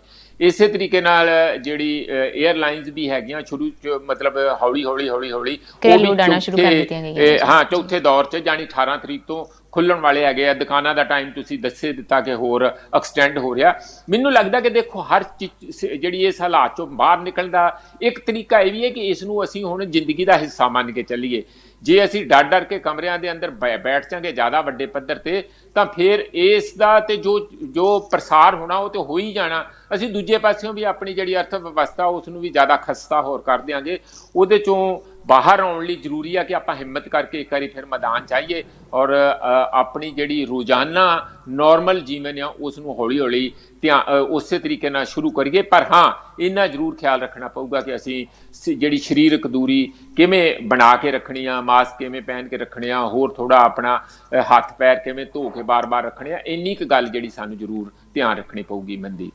ਬਿਲਕੁਲ ਜੀ, ਪਰਹੇਜ਼ ਜਿੰਨਾ ਅਸੀਂ ਰੱਖਾਂਗੇ ਉਹਨੇ ਜਿਹੜਾ ਜਨ ਜੀਵਨ ਆ ਸੁਖਾਵੇਂ ਤਰੀਕੇ ਨਾਲ ਸਾਡਾ ਚੱਲ ਸਕੇਗਾ, ਨਹੀਂ ਤਾਂ ਫਿਰ ਪ੍ਰੋਬਲਮਸ ਆਉਣਗੀਆਂ। ਫਿਰ ਇਹੋ ਜਿਹੇ ਜਿਹੜੇ ਕਰਫਿਊ ਵਰਗੇ ਕਦਮ ਨੇ ਉਹ ਸਰਕਾਰ ਨੂੰ ਚੁੱਕਣੇ ਪੈਣਗੇ। ਪ੍ਰੋਫੈਸਰ ਸਾਹਿਬ ਜੇ ਹੁਣ ਅਸੀਂ ਅੱਗੇ ਵਧੀਏ ਤਾਂ ਕਿਸਾਨਾਂ ਦੀ ਗੱਲ ਜ਼ਰੂਰ ਕਰ ਲਈਏ, ਕਿਉਂਕਿ ਮਜ਼ਦੂਰਾਂ ਦੇ ਨਾਲ ਨਾਲ ਸੱਚਮੁੱਚ ਹੀ ਕਿਸਾਨ ਵਰਗ ਤਾਂ ਹਮੇਸ਼ਾ ਹੀ ਜਿਹੜਾ ਹੈ ਪੀੜਿਆ ਹੀ ਜਾਂਦਾ ਹੈ, ਭਾਵੇਂ ਉਹ ਮੰਡੀਆਂ ਦੀ ਸਮੱਸਿਆ ਹੋਵੇ, ਚਾਹੇ ਉਹ ਜੋ ਬਾਰਦਾਨੇ ਦੀ ਸਮੱਸਿਆ ਹੋਵੇ, ਹਰ ਇੱਕ ਜਗ੍ਹਾ ਤੇ ਕਿਸਾਨ ਨੂੰ ਜਿਹੜੀਆਂ ਸਮੱਸਿਆਵਾਂ ਦਾ ਸਾਹਮਣਾ ਕਰਨਾ ਪਿਆ ਇਹਨਾਂ ਦਿਨਾਂ ਵਿੱਚ, ਖਾਸ ਕਰਕੇ ਕਰੋਨਾ ਸੰਕਟ ਦੌਰਾਨ। ਉਹਨਾਂ ਦੀ ਜਿਹੜੀ ਸਹੀ ਤਰੀਕੇ ਨਾਲ ਲਿਫਟਿੰਗ ਨਹੀਂ ਹੋਈ ਫਸਲ ਦੀ, ਉੱਤਰੋਂ ਮੀਂਹ ਪੈ ਗਿਆ। ਹੁਣ ਵੀ ਕਿਸਾਨ ਮੰਗ ਕਰ ਰਹੇ ਨੇ ਜਗ੍ਹਾ ਜਗ੍ਹਾ ਤੇ। ਜੋ ਕਿਸਾਨ ਯੂਨੀਅਨ ਲੱਖੋਵਾਲ ਦੇ ਆਗੂਆਂ ਨੇ ਵੀ ਜੋ ਹੈ ਪ੍ਰਦਰਸ਼ਨ ਕੀਤੇ। ਉਹਨਾਂ ਨੇ ਕਿਹਾ ਹੈ ਕਿ ਝੋਨੇ ਦੀ ਲਵਾਈ ਸੰਬੰਧੀ ਵੀ ਜਿਹੜਾ ਦਿਸ਼ਾ ਨਿਰਦੇਸ਼ ਜਾਰੀ ਕੀਤੇ ਜਾਣ ਕਿ ਪਹਿਲਾਂ ਲਵਾਈ ਹੋ ਸਕੇ। ਇਸ ਦੇ ਨਾਲ ਹੀ ਹੋਰ ਵੀ ਕਈ ਮੰਗਾਂ ਨੂੰ ਲੈ ਕੇ ਉਹਨਾਂ ਨੇ ਕਿਹਾ ਹੈ ਕਿ ਸਾਡੀਆਂ ਮੰਗਾਂ ਜਿਹੜੀਆਂ ਮੰਨੀਆਂ ਜਾਣ। ਇਹ ਬਿਲਕੁਲ ਹੈ। ਦੇਖੋ ਕਿਸਾਨ ਜਿਹੜਾ ਮਿਹਨਤੀ ਹੈਗਾ ਆ, ਪਰ ਤੁਸੀਂ ਜੇ ਉਹਦੇ ਕੋਲ ਮਿਹਨਤ ਦੀ ਉਹਦੀ ਤੇ ਥੋੜੀ ਕਦਰ ਪਾਈਏ ਤੇ ਪਹਿਲੀ ਗੱਲ ਮੈਂ ਜਿਵੇਂ ਪਹਿਲਾਂ ਕਹਿਣ ਦੀ ਕੋਸ਼ਿਸ਼ ਕੀਤੀ ਸੀ ਕਿ ਸਭ ਤੋਂ ਵੱਡਾ ਤੇ ਹੈ ਕਿ ਉਹਨਾਂ ਨੂੰ ਫਸਲ ਵੇਲੇ ਸਿਰ ਬੀਜਣ ਦਿੱਤੀ ਜਾਵੇ ਔਰ ਚੰਗੇ ਬੀਜ ਮਿਲਣ। ਅਜੇ ਤੇ ਇਹ ਵੀ ਦਿੱਕਤ ਆ ਰਹੀ ਆ ਬੀਜਾਂ ਦੇ ਉੱਤੇ। ਇਹ ਵੀ ਕਿਹਾ ਗਿਆ ਸੀਗਾ ਕਿ ਅਸੀਂ ਸਬਸਿਡੀ ਦੇਵਾਂਗੇ, ਉਹ ਵੀ ਸਬਸਿਡੀ ਵਾਲੀ ਵੀ ਗੱਲ ਬਹੁਤੀ ਅਜੇ ਉਹ ਇਸ ਐਲਾਨ ਹੀ ਰਹਿ ਦਿੱਕਤ ਆ ਜਾਂਦੇ ਰਹੀ ਸੀ, ਪ੍ਰੋਫੈਸਰ ਸਾਹਿਬ ਕਈ ਵਾਰ ਨਾ ਐਲਾਨ ਰਹਿ ਜਾਂਦੇ ਆ, ਉਹਨਾਂ ਨੂੰ ਹੋਈ ਨਹੀਂ ਹੈਗੀ। ਫਿਰ ਇਸੇ ਤਰੀਕੇ ਨਾਲ ਇਸ ਵੇਲੇ ਬਜਾਈ ਦੀ ਲੇਬਰ ਦੀ ਉਹਨਾਂ ਨੂੰ ਬੜੀ ਵੱਡੀ ਚੁਣੌਤੀ ਆ ਰਹੀ ਆ। ਉਹ ਕਿਵੇਂ ਆਉਣੀ ਆ, ਡਰਿਲਿੰਗ ਦੇ ਨਾਲ ਕਿੰਨੀ ਕੁ ਹੋਊਗੀ, ਕਿੱਦਾਂ ਨਹੀਂ ਹੋਊਗੀ, ਕਿਉਂਕਿ ਪੰਜਾਬ ਜਿਹੜਾ ਆ ਉਹ ਇੱਕ ਵੱਡੇ ਪੱਧਰ ਦੇ ਉੱਤੇ ਬਾਹਰੋਂ ਆਈ ਹੋਈ ਫਸਲ ਆ, ਝੋਨੇ ਦੀ ਫਸਲ ਹੈ, ਸਾਡੀ ਆਪਣੀ ਪੈਦਾ ਕੀਤੀ ਹੋਈ ਨਹੀਂ। ਬਾਹਰੋਂ ਦਾ ਮਤਲਬ ਜਦੋਂ ਹਰਾ ਇਨਕਲਾਬ ਲਿਆਂਦਾ ਗਿਆ ਤੇ ਨਾਲੇ ਫਸਲ ਵੀ ਅਸੀਂ ਵੱਡੇ ਪੱਧਰ ਤੇ ਆਪਣਾ ਪਾਣੀ ਨੂੰ ਖਤਮ ਕਰਨ ਲਈ ਬੀਜਣੀ ਸ਼ੁਰੂ ਕਰ ਦਿੱਤੀ, ਜਿਹਦੇ ਸਾਨੂੰ ਬੜਾ ਖਮਿਆਜਾ ਭੁਗਤਣਾ ਪੈ ਰਿਹਾ। ਤੁਹਾਨੂੰ ਪਤਾ ਕਿ 1 ਕਿਲੋ ਚੌਲ ਪੈਦਾ ਕਰਨ ਲਈ 4-5 ਹਜ਼ਾਰ ਲੀਟਰ ਪਾਣੀ ਸਾਡਾ ਖਰਚ ਆਉਂਦਾ। ਇਸੇ ਕਰਕੇ ਪੰਜਾਬ ਤੇ ਜਿਹੜਾ ਉਜਾੜੇ ਵੱਲ ਤੁਰ ਰਿਹਾ। ਪਰ ਉਹਦੇ ਬਾਵਜੂਦ ਵੀ ਜੇ ਅਸੀਂ ਸਾਰਾ ਲਾਉਨੇ ਆ, ਕਿਉਂਕਿ ਹੋਰ ਸਾਨੂੰ ਫਸਲ ਕੋਈ ਅਜੇ ਅਵਾਰਾ ਨਹੀਂ ਖਾਂਦੀ, ਤਾਂ ਫਿਰ ਘੱਟ ਕੀਮਤ ਤੇ ਸਾਨੂੰ ਪੂਰੀ ਮਿਲਣੀ ਚਾਹੀਦੀ। ਪੂਰੀ ਦਾ ਮਤਲਬ ਕਿ ਇੰਨੀ ਕੁ ਹੋਵੇ ਕਿ ਕਿਸਾਨ ਜਿਹੜਾ ਉਹ 4 ਪੈਸੇ ਉਹਦੀ ਜੇਬ 'ਚ ਜਾਣਗੇ। ਦੇਖੋ ਇਹੀ ਇੱਕ ਤਰੀਕਾ ਆ ਸਾਡੀ ਅਰਥ ਵਿਵਸਥਾ ਨੂੰ ਵੀ ਰਾਹਤ ਪਹੁੰਚਾਉਣ ਦਾ। ਜੇ ਕਿਸਾਨਾਂ ਦੇ ਕੋਲ ਪੈਸਾ ਹੋਊਗਾ ਉਹ ਡੀਜ਼ਲ ਤੇ ਖਰਚਣਗੇ, ਹੋਰ ਚੀਜ਼ਾਂ ਤੇ ਖਰਚਣਗੇ, ਦਵਾਈਆਂ ਤੇ ਰੇਹ ਤੇ ਇਹਨਾਂ ਚੀਜ਼ਾਂ ਤੇ ਖਰਚਣਗੇ, ਤੇ ਅਰਥ ਵਿਵਸਥਾ ਦੇ ਵਿੱਚ ਇੱਕ ਰਾਹਤ ਮਿਲੂਗੀ। ਇਸ ਕਰਕੇ ਇਹ ਥੱਲੇ ਪੈਸਾ ਭੇਜਣਾ ਵੀ ਜ਼ਰੂਰੀ ਹੈਗਾ। ਮੇਰਾ ਖਿਆਲ ਹੈ ਕਿ ਇਹ ਜਿਹੜੀ ਅਨਾਉਂਸਮੈਂਟ ਹੈ ਵੀ ਕਰ ਦੇਣੀ ਚਾਹੀਦੀ ਹੈ ਕਿ ਜੇ ਕਿਸਾਨ ਕਿਹੜੀ ਫਸਲ ਕਿੰਨੀ ਬੀਜਣਗੇ ਤੇ ਉਹਦੇ ਕੀ ਅਸੀਂ ਕੀਮਤ ਕਿੰਨੀ ਵਧਾ ਕੇ ਕੀਮਤ ਐਤਕੀ ਦੇਵਾਂਗੇ, ਕੀ ਰਾਹਤ ਦੇਵਾਂਗੇ, ਉਹ ਨਿਰਮਲਾ ਸੀਤਾਰਮਨ ਨੂੰ ਜ਼ਰੂਰ ਅਨਾਉਂਸ ਕਰਨਾ ਚਾਹੀਦਾ। ਬਾਕੀ ਕੋਈ ਘਰ ਬੈਠਿਆਂ ਮੁਫਤ ਦੀਆਂ ਰੋਟੀਆਂ ਘੱਟੋ ਘੱਟ ਕਿਸਾਨ ਪੰਜਾਬ ਦਾ ਤੇ ਨਹੀਂ ਮੰਗਦਾ, ਉਹਦੇ ਮਿਹਨਤ ਕਰਕੇ ਹੀ ਖਾਣਾ ਚਾਹੁੰਦੇ ਆ। ਪਰ ਜੇ ਅਸੀਂ ਉਹਨਾਂ ਦਾ ਇਸ ਮੌਕੇ ਔਖੇ ਘੜੀ ਉਹਨਾਂ ਦਾ ਹੱਥ ਫੜੀਏ। ਹਾਂ ਇੱਕ ਉਹਨਾਂ ਦੇ ਜਿਹੜੇ ਕਰਜ਼ੇ ਜਿਹੜੇ ਬਹੁਤ ਜ਼ਿਆਦਾ ਚੜਾਤੇ ਆ, ਮਨਮੋਹਨ ਸਿੰਘ ਹੁਣੀ ਉਦੋਂ ਆਪਣੀ ਪਾਲਿਸੀ ਲੈ ਕੇ ਆਏ ਸੀ 2006 ਤੋਂ 2008 ਤੱਕ ਇਹਨਾਂ ਨੇ ਵੱਡੇ ਪੱਧਰ ਤੇ ਕਰਜ਼ੇ ਡਿਸਬਰਸ ਕਰਨ ਦੀ ਪਾਲਿਸੀ ਬਣਾਈ ਸੀ। ਉਹਦੇ ਕਰਕੇ ਉਹ ਬੜੇ ਦੱਬੇ ਆ, ਉਦੋਂ ਬਾਅਦ ਬੜੇ ਦੱਬੇ ਗਏ ਆ। ਉਸ ਕਰਜ਼ਿਆਂ ਦੇ ਉੱਤੋਂ ਜੇ ਕੋਈ ਉਹਨਾਂ ਨੂੰ ਰਾਹਤ ਦਿੱਤੀ ਜਾ ਸਕੇ, ਪੰਜਾਬ ਗਵਰਨਮੈਂਟ ਨੇ ਥੋੜੀ 5-6 ਹਜ਼ਾਰ ਕਰੋੜ ਦੀ ਦਿੱਤੀ ਹੈ, ਪਰ ਉਹ ਕਾਫੀ ਨਹੀਂ ਹੈ। ਜੇ 5-7 ਹਜ਼ਾਰ ਕਰੋੜ ਦੀ ਹੋਰ ਮਿਲ ਜਾਏ ਤਾਂ ਉਹਦੇ ਨਾਲ ਵੀ ਕਾਫੀ ਰਾਹਤ ਮਿਲ ਜਾਊਗੀ। ਉਹ ਵੀ ਨਿਰਮਲਾ ਸੀਤਾਰਮਨ ਨੂੰ ਸੋਚਣਾ ਚਾਹੀਦਾ ਕਿ ਪੰਜਾਬ ਇੱਕ ਸਾਡਾ ਸਾਰੇ ਦੇਸ਼ ਨੂੰ ਅਨਾਜ ਪੈਦਾ ਕਰਕੇ ਦੇਣ ਵਾਲਾ ਸੂਬਾ ਹੈ, ਛੋਟਾ ਜਿਹਾ ਸੂਬਾ ਹੈ, ਤੇ ਉਹਦਾ ਹੱਥ ਫੜਿਆ ਜਾਵੇ। ਮਨਦੀਪ ਬਿਲਕੁਲ ਪ੍ਰੋਫੈਸਰ ਸਾਹਿਬ, ਜਿਹੜੇ ਕਰਜ਼ੇ ਦੇ ਥੱਲੇ ਦੱਬਿਆ ਕਿਸਾਨ ਜਿਹੜਾ ਵਾ ਉਹ ਅੱਜ ਦਿਨ ਖੁਦਕੁਸ਼ੀਆਂ ਕਰਦਾ ਹੈ, ਖਬਰਾਂ ਆਉਂਦੀਆਂ ਰਹਿੰਦੀਆਂ ਨੇ। ਪਰ ਸਰਕਾਰਾਂ ਨੂੰ ਚਾਹੀਦਾ, ਜਿਵੇਂ ਕਿ ਪੰਜਾਬ ਸਰਕਾਰ ਨੇ ਖਾਸ ਕਰਕੇ ਕੈਪਟਨ ਸਰਕਾਰ ਨੇ ਵਾਅਦਾ ਕੀਤਾ ਸੀ ਕਿ ਅਸੀਂ ਬਿਲਕੁਲ ਕਰਜ਼ੇ ਤੇ ਲੀਕ ਮਾਰਾਂਗੇ। ਹੁਣ ਉਹ ਕਹਿ ਰਹੇ ਨੇ ਕਿ ਸਾਨੂੰ ਸੈਂਟਰ ਥੋੜੀ ਮਦਦ ਕਰੇ, ਫਿਰ ਅਸੀਂ ਜਿਹੜੀ ਹੋਰ ਰਾਹਤ ਦੇ ਸਕਦੇ ਹਾਂ ਕਰਜ਼ਿਆਂ ਦੇ ਪ੍ਰਤੀ। ਕੋਈ ਐਸਾ ਜਿਹੜਾ ਹੈ ਪ੍ਰੋਸੀਜਰ ਬਣਾ ਲੈਣਾ ਚਾਹੀਦਾ ਹੈ ਕਿ ਸੱਚਮੁੱਚ ਜਿਹੜਾ ਸਭ ਨੂੰ ਅੰਨ ਪੈਦਾ ਕਰਕੇ ਦੇ ਰਿਹਾ ਉਹ ਵੀ ਥੋੜਾ ਜਿਹਾ ਸੁੱਖ ਦਾ ਸਾਹ ਲੈ ਲੇ, ਉਹਨੂੰ ਇਹਨਾਂ ਮੁਸ਼ਕਲਾਂ ਦਾ ਸਾਹਮਣਾ ਨਾ ਕਰਨਾ ਪਵੇ। ਪ੍ਰੋਫੈਸਰ ਸਾਹਿਬ, ਹੁਣ ਸਮਾਂ ਹੋ ਗਿਆ ਜੀ ਇਜਾਜ਼ਤ ਲੈ ਲੈਣ ਦਾ। ਧੰਨਵਾਦ ਆਪ ਜੀ ਦਾ ਸਾਡੇ ਨਾਲ ਜੁੜਨ ਦੇ ਲਈ। ਬਹੁਤ ਬਹੁਤ ਸ਼ੁਕਰੀਆ ਮਨਦੀਪ ਜੀ, ਸਾਡੇ ਸਰੋਤਿਆਂ ਦਾ ਵੀ ਧੰਨਵਾਦ ਜੀ। ਧੰਨਵਾਦ ਦਰਸ਼ਕਾਂ ਦਾ ਸ਼ੋ ਦੇਖਣ ਦੇ ਲਈ। ਕੱਲ ਫਿਰ ਹਾਜ਼ਰ ਹੋਵਾਂਗੇ ਇਸੇ ਸਮੇਂ। ਤਦ ਤੱਕ ਲਈ ਮੈਨੂੰ ਮਨਦੀਪ ਕੌਰ ਖਾਲਸਾ ਨੂੰ ਦਿਓ ਆਗਿਆ। ਧੰਨਵਾਦ ਜੀ।